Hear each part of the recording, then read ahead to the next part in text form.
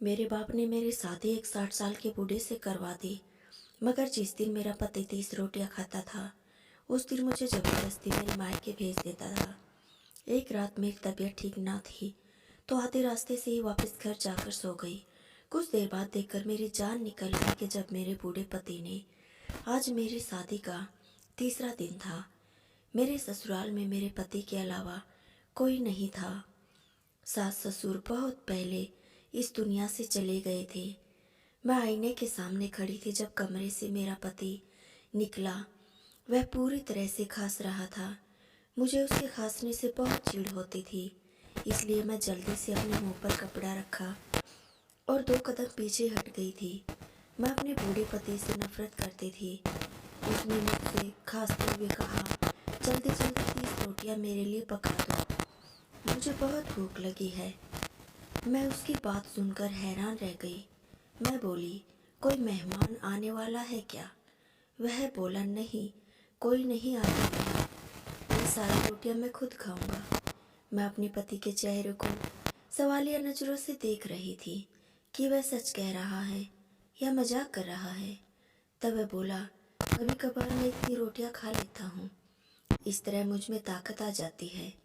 तब मेरा दिल चाहता था कि मैं अपने पति को खरी खोटी सुना दूं, मगर मैं चुप रही और आटा गूंथने बैठ गई। मैं दिल ही दिल में मेरे बाप से सवाल करने लगी कि पापा, आपने मेरे साथ इतना बड़ा अन्याय क्यों किया? मेरी शादी इस बूढ़े से क्यों कर दी? मुझे अब अपने माँ बाप से नफरत सी हो गई थी। मैं भी सोच लिया था कि मेरे घर वाले मेरे लिए मर गए हैं, इसलिए मैं मायके हरगिज नहीं जाऊंगी। मेरे हाथों की चूड़ियों की झंझकार ने शोर मचाया हुआ था। मैंने गुस्से में आकर अपनी सारी चूड़ियां भी तोड़ डाली थी। फिर मैं अपने पति के लिए रोटियां बनाने में लग गई। एक रोटी बनाती जाती और अपने पति को कमरे में दे आती। वो बड़ी चाव से खाना खा रहे थे। जब उसने 10 रोटियां खा ली तो मुझे ख्याल आया, हो सकता है मेरे पति की भूख मर गई हो। मगर यह देखकर तो मैं हैरान ही रह गई थी। जब वो बोला, जल्दी जल्दी रोटी बनाओ, तुम्हारे हाथों में जान नहीं है क्या? मैं रोटी खाकर अभी अगली रोटी के इंतजार में हूँ। 30 रोटियां पकाने के बाद मुझ में इतनी हिम्मत नहीं थी कि मैं अपने लिए एक भी रोटी बना लेती। इसलिए मैंने आटा वगैरह उठाकर फ्रिज में रख दिया। मेरा पति रोटी खाकर बाहर आया तो मेरे सामने बड़ा सा डकार मारकर बोला, अपना सामान समेट लो। मैं हैरत से उसकी तरफ देखा और कहा, क्यों, सब ठीक तो है ना? वो मुझे गुस्से से देखने लगा था। वह बोला, मैंने 30 रोटियां खाकर जो ताकत बनाई है, ऐसा ना हो कि तुम पर ही निकाल दूँ। तुम्हें अंदाजा भी नहीं कि मेरा हाथ कितना भारी है। मेरा एक थप्पड़ भी तुम्हें बर्दाश्त नहीं कर सकोगी। मैं सहम गई और पीछे आ गई। फिर कहा, मेरा सब कुछ आप ही है, मैं आपके बगैर कहीं नहीं जाना चाहती। मैं ये बात इसलिए कह रही थी क्योंकि मैं अपने घर वालों के पास कभी नहीं जाना चाहती थी, इसलिए कि उन्होंने मेरी ज़िंदगी तबाह कर दी। उन्होंने शादी से पहले मुझसे पूछना भी जरूरी नहीं समझा। मेरा पति बोला, चलो चलो, ज़्यादा सोचो मत। इतना कहकर मुझे ज़बरदस्ती मेरे घर के दरवाजे के सामने छोड़ दिया था। मैं टूटे हुए दिल के साथ अपने घर गई थी। मेरी आंखों से आंसू बह रहे थे। मेरी माँ की जब नज़र मुझ पर पड़ी तो वह भागकर मेरे करीब आई। मेरी प्यारी बेटी, क्या हुआ? कहीं दामाद से झगड़ा तो नहीं हुआ? मैंने कहा, जबरदस्ती मुझे यहाँ छोड़कर ना जाता तो मैं कभी आपके घर पर कदम नहीं रखती। मेरी माँ ने मुझे सीने से लगा लिया था। मैंने कहा, लड़ाई झगड़ा तो नहीं हुआ है और न ही घर से निकाला है, ऐसा कुछ भी नहीं हुआ। दरअसल मेरे पति ने 30 रोटियां खा ली थी। उसे समझ नहीं आ रहा था कि वह ताकत का क्या करे। इससे पहले कि वह मुझसे कोई सवाल करती, मैं अपने कमरे में चली गई और अपने कमरे में घुसी रही। माँ ने मुझे खाने पीने की चीज़ दी, मगर उनसे कोई बात नहीं की थी। अगली सुबह मेरा पति मुझे ले गया था। रास्ते में बोला, मैं तुम्हें सारी रात बहुत याद करता रहा। किसी ने सच ही कहा है, इस उम्र में जवान लड़की से शादी नहीं करनी चाहिए, इंसान अपने आप में नहीं रहता। इतना कहकर वह उदासी से हंसने लगा। मुझे अपने पति से बहुत नफरत थी। इसी वजह से उसकी हर बात बुरी लगती थी। अब मैं घर के इंतजाम संभाल लिया था। मेरा पति दिन में ज़्यादा से ज़्यादा 4 रोटियां खाता था। मुझे हैरत इस बात पर होती कि उसने कैसे 30 रोटियां खा ली, और वह भी मैंने आंखों से देखी थी, तो शायद मैं यकीन भी करती। अब सब कुछ नॉर्मल होने लगा था। जब मंगल के दिन मेरा पति मुझसे बोला, आज मेरे लिए 30 रोटियां बना देना। सवाल करने का कोई फ़ायदा नहीं था, क्योंकि मैंने पहले भी एक बार पति को 30 रोटियां खाते हुए देखा था। मैंने रोटियां बनाना शुरू की और बारी बारी अपने पति को देती रही। मेरा पति खाता रहा और डकार मारता रहा। उसके इस प्रकार के रवैये सुनकर मुझे घिन आने लगी। जब उसने 30 रोटियां खा ली, फिर उसने कहा, चलो मायके छोड़ आता हूँ। मैंने सिर हिला दिया। अब ऐसा हर हफ्ते होने लगा था। मेरा पति हर मंगल के दिन 30 रोटियां खाता था। मैं भी अपने माँ बाप के घर चली जाती थी। आज जब मुझे 30 रोटियां बनाने को कहा तो मेरी तबीयत खराब होने लगी। आज मेरे पति को कुछ काम था, इसलिए उसने मुझे अकेले मायके भेज दिया था। मैं अभी लेटी ही हुई थी कि मुझे खटपट की आवाज़ सुनाई देने लगी। यह आवाज़ नॉर्मल नहीं थी।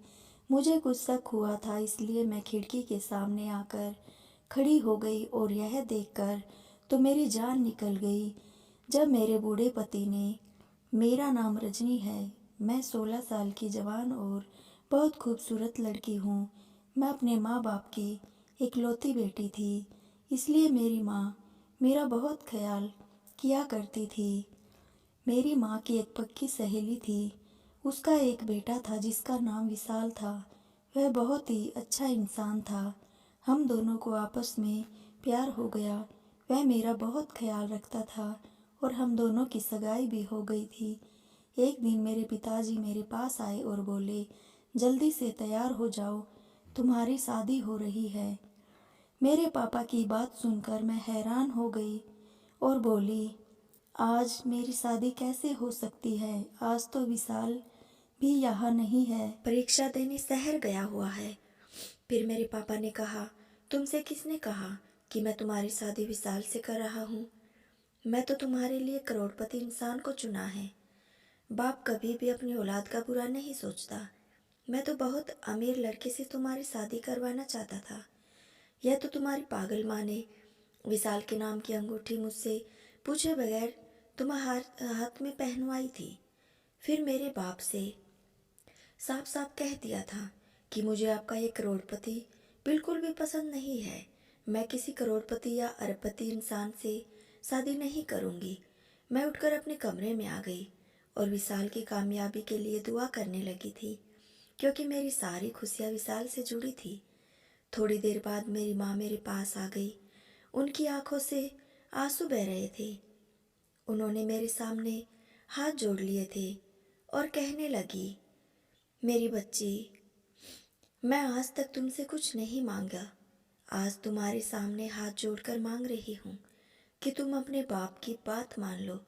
मैं बोली, आप अपने होश में तो है ना माँ? रोने लगी थी। मेरे आगे पीछे कोई नहीं है, इसी वजह से तो आज तक मैं तेरे बाप के साथ रह रही हूँ। उसने मुझे तलाक की धमकी दी थी। माँ की वजह से मैं मजबूर हो चुकी थी। मेरे बाप ने एक पंडित को बुलवाया। उसके साथ 60-65 साल का बूढ़ा भी था। मेरे बाप ने उसके साथ मेरी शादी करवा दिया। मैं हक्का बक्का रह गई। मुझे तो इस बात पर यकीन नहीं आ रहा था कि मेरी किस्मत मेरे साथ ऐसा भी कर सकती है। मेरी आंखों से आंसू बह रहे थे। उसने मुझे अपने घर ले आया। मेरे पति में तमीज़ नाम की कोई चीज़ नहीं थी, क्योंकि उसकी एक हरकत ने मुझे तंग करती थी। खाना खाने से पहले वह आज तक हाथ नहीं धोता था। फिर ज़बरदस्ती रोटियां तोड़ तोड़ कर मेरे मुंह में डालता था। खाना खाते हुए डकार मारता रहता था और मैं यह सब चीज़ गुजारा करने लगी थी, क्योंकि मेरे पास दूसरा कोई ऑप्शन नहीं था। फिर मेरा पति मंगल के दिन मुझे मायके छोड़ आता था। तब मुझे एहसास हुआ कि मेरे घर के हालात तो बहुत ज़्यादा बदल गए थे। पापा हर वक्त से मेदुत रहते थे। माँ कहने लगी, यह सब तेरी कीमत से आता है। घर में जितना भी राशन पड़ा है तुझे बेचकर तेरे बाप ने खरीदा है। यह सब बातें करके माँ रोने लगती थी। वह मुझे कहा करती थी, बेटी अपने पति से बहुत ज़्यादा होशियार रहना, अपना बहुत ख्याल रखकर। मैं कहती कि मुझे अब कोई परवाह नहीं है, मेरे साथ जो भी होना था वह हो गया। मुझसे मेरी मेरी मोहब्बत छिन गई है। आज सुबह से ही मेरी तबीयत खराब थी।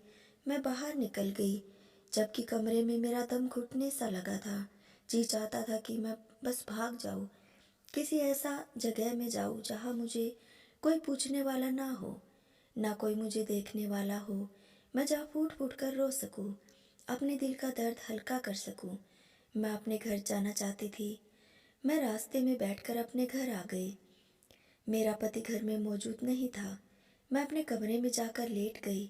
मैं रोती जा रही थी जब मुझे एहसास हुआ कि मेरा पति घर वापस आ गया। मुझे उसकी आवाज़ आई। मैं खिड़की से देखा तो मेरा पति एक कमरे में कुर्सियाँ उठा उठा कर लगा रहा था। थोड़ी देर बाद ही हमारे घर में कुछ लोग आए। उनका पहनावा ऐसा लग रहा था वो लोग बहुत अमीर होंगे। मेरा पति उनकी खातिरदारी कर रहा था। फिर उसने फ़ोन किया कि माल तैयार है। तकरीबन आधे घंटे बाद हमारे घर का दरवाज़ा खुला था और यह देखकर तो मेरी जान निकल गई कि 4 लड़कियां लाई गई थी। वह भी बहुत कम उम्र की थी। लड़कियां इस तरह बोली चल जा रही थी जैसे कोई जानवर। तब अचानक मेरे पति ने एक लड़की का हाथ उस आदमी के हाथ में दिया। लड़की रो रही थी। वह हाथ जोड़कर छोड़ने की भीख मांग रही थी। तभी मैं दौड़कर आ गई, क्योंकि मैं ये जुल्म नहीं होने देना चाहती थी, और उस आदमी से उस लड़की का हाथ छुड़ाया। मेरी तरफ देखकर मेरा पति बहुत घबरा गया। वह जल्दी से मेरी तरफ भागा था। मैंने हाथ पकड़ मुझे कमरे की ओर जाने को कहने लगा। वह बोला, तुम्हारा यहाँ कोई काम नहीं है, तुम जाओ। मैं बोली, मैं आज नहीं जाऊंगी। इतने में उस आदमी ने उस लड़की का हाथ छोड़ दिया और मेरा हाथ पकड़ लिया। वह बोला, तुम अच्छे आदमी हो यार, तुमने यह हीरा छुपा कर रखा हुआ था अपने पास, और हमारे लिए सूखी हड्डी। हमें ये सारी लड़कियां लेनी ही नहीं है, हमें तो यही चाहिए। फिर मेरे पति को कहा, नहीं, मैं ये नहीं दे सकता, क्योंकि ये तो मेरी पत्नी है। वह लड़कियों को छोड़कर चले गए थे। उनके जाने के बाद मेरे पति ने न जाने किसको फ़ोन किया था। वो लड़कियों को अपने साथ लेकर आया था। उसने जाने के बाद मेरे पति ने मुझे बहुत मारा था। तुम्हें किसने कहा था कि तुम लड़कों के सामने आ जाओ, वो लोग तुम्हें हासिल करके ही रहेंगे। मैं भी गुस्से से बोली, तुमने मुझे क्यों नहीं भेज दिया।